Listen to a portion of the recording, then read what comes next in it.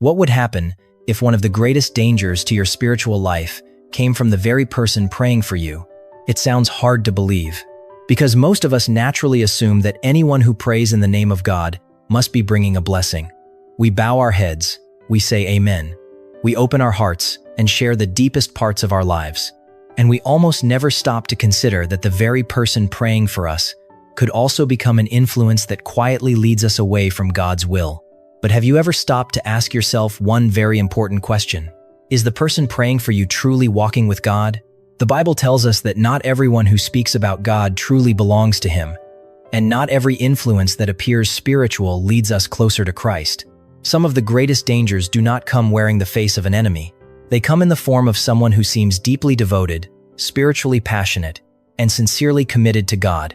Today, we are going to explore 5 biblical warnings that will help us develop true spiritual discernment according to God's Word. Stay with me until the very end, because the final warning is the most subtle of them all. That is why so many sincere Christians do not recognize it until things have gone much farther than they ever imagined. Perhaps you are asking yourself right now, am I becoming too suspicious of other people? The answer is no, because this is not a warning from man. It is a warning from God Himself.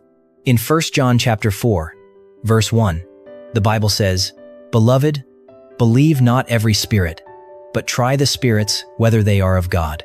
That is not merely a suggestion. It is a command. Jesus also said in Matthew chapter 7, verse 16, "Ye shall know them by their fruits."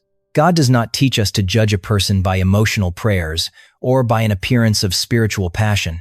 He teaches us to look at the fruit of that person's life. And this is where many sincere Christians unknowingly make a mistake. They are persuaded by the way someone prays, yet they forget to watch the way that person lives. That brings us to the very first warning we are about to explore.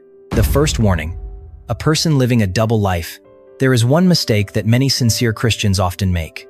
We are more easily impressed by the way someone prays than by the way they live. A heartfelt prayer can move us emotionally.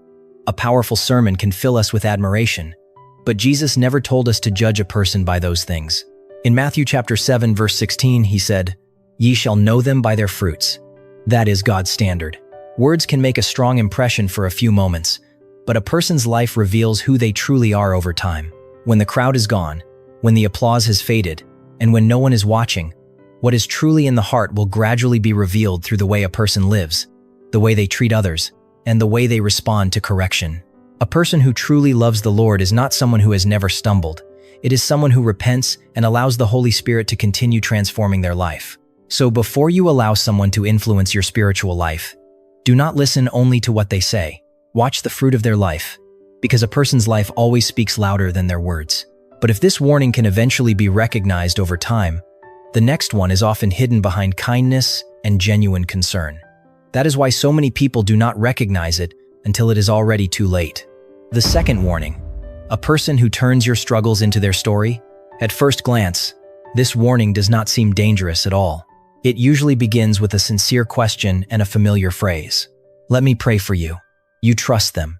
For the first time in a long while, you find the courage to share your fears, your failures, and even the things you have kept hidden deep within your heart. You believe those words will be known only to God and to that person. Then one day, you hear your own story being repeated in someone else's conversation. The Bible warns us in James chapter 3, verse 10, "Out of the same mouth proceedeth blessing and cursing." My brethren, these things ought not so to be. A spiritually mature person does not treat another person's pain as something to be talked about. They see it as a sacred responsibility before God. They quietly pray in intercession, offer encouragement, and faithfully guard what has been entrusted to them. So be wise when you open your heart. Not because you should stop trusting people, but because trust must always be joined with spiritual discernment. But what comes next is even more dangerous. Some people do not simply know your story. They begin using the name of God to control the decisions you make in your life. The third warning: a person who uses God's name to control you. This may be the most dangerous warning of all, because this person does not control you through threats or force. They use the name of God instead. Perhaps you have heard statements like these: "God told me to tell you this. This is God's will for your life." Or, "If you do not do this, you are resisting God." Those words can sound very convincing, But stop for a moment and ask yourself one important question.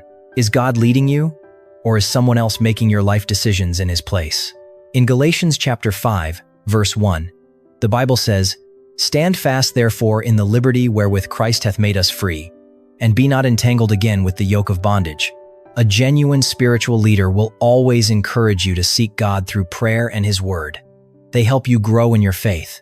They do not make you dependent on them. True spiritual guidance always leads you closer to Christ. Control only makes you more dependent on another person. So never give anyone the place that belongs to God alone. What is surprising is that the next warning is even more subtle. Some people speak constantly about God, yet they have never truly known him. The fourth warning: a person who knows the Bible but does not truly know God. This may be the warning that surprises the most people. Some people can quote countless verses from Scripture. Some pray with deep emotion. Some have spent many years serving in the church. But none of those things answer the most important question. Does this person truly belong to God? Jesus said in Matthew chapter 7, verses 22 and 23, "Many will say to me in that day, Lord, Lord, have we not prophesied in thy name? And then will I profess unto them, I never knew you." That is a warning that should cause every one of us to stop and examine our own hearts. The people in this passage still called him Lord, and they performed many great works in his name. But Jesus did not look at how much they had done.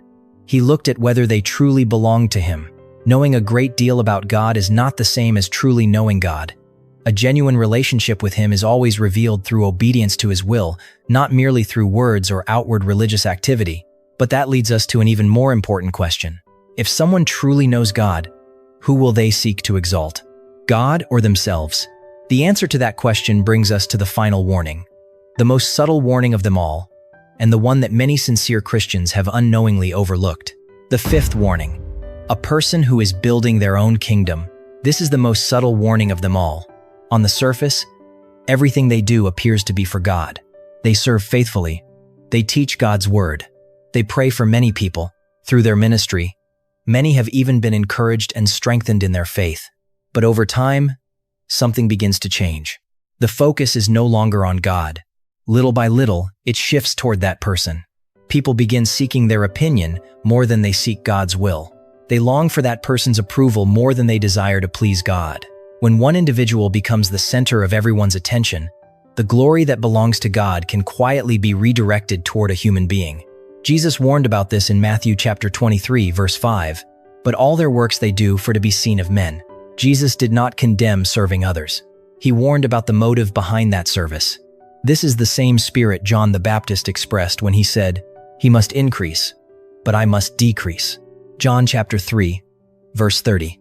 A person who truly walks with God does not seek to become the center of attention. They are willing to step back so that Christ may be lifted up. Their goal is not to build a name for themselves, but to lead others closer to the Lord. That is the difference between someone who is building the kingdom of God and someone who is quietly building a kingdom of their own.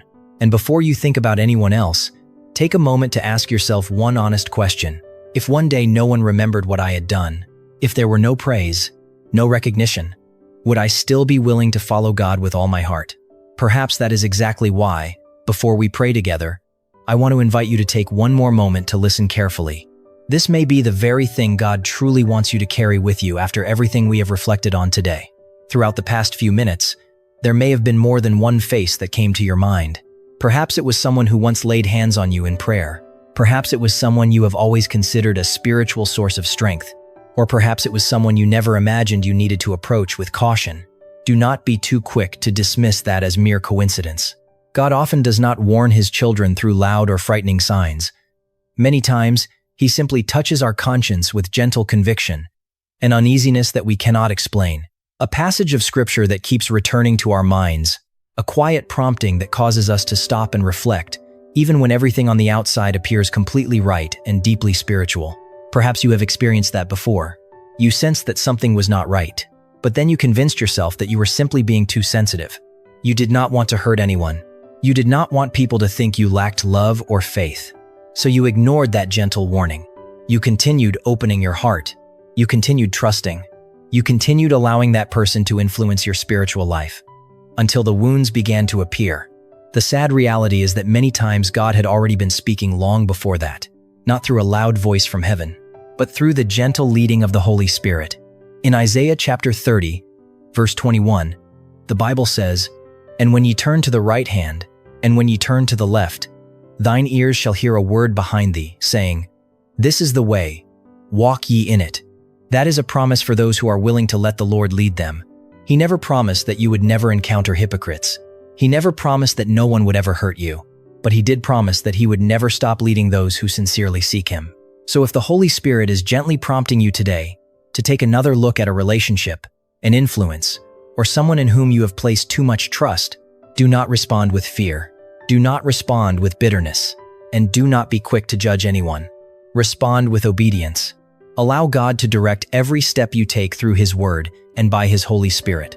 Because the greatest protection does not come from learning to distrust people.